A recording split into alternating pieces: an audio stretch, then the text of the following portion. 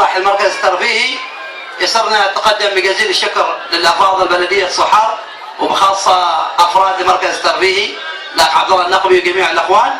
كذلك الشكر موصول لكل الشركات التي ساهمت في رعاية هذه الفعالية. الفعالية هذه كانت مجانية لمدة 3 أيام وفعاليات أخرى.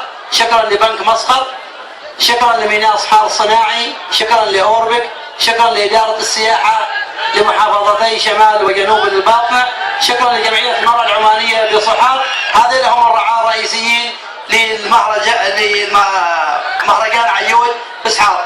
والشكر الحقيقي جدا قبل أقدمه للأخ محمد أقدمه لحمد المخيني، احنا رئيس رابطة مشجعين المنتخب، انه اول يوم حاضرنا جميعا. والشكر لشركة المخيني الحقيقة لتنظيم الاحتفالات 3 أيام، اسعدونا بوجودهم هنا بكل الفعاليات اللي نفذوها، سواء للاطفال سواء للكبار سواء للالعاب الناريه سواء للساحر والالعاب السحريه في الايام الماضيه. شكرا جزيلا لكم جميعا. واخر شكر لكل الجماهير التي حضرت عندنا. الحقيقه سجلنا اكبر رقم جمهور حضر في هذا المركز الترفيهي في الايام الماضيه، يعني اعتقد ان العدد قد يصل الى 10,000 شخص في الايام ال3 هذه. شكرا جزيلا لكم جميعا، ونتمنى ان شاء الله انكم تتواصلوا لان الفعاليات موجوده في المركز الترفيهي لين يوم الجمعه ان شاء الله تعالى. شكرا جزيلا. المباراه ان شاء الله يوم 14/11 التسجيل يبدا من غدا في النادي من العصر لين حتى الساعه 10 موجودين شباب يسجلوا.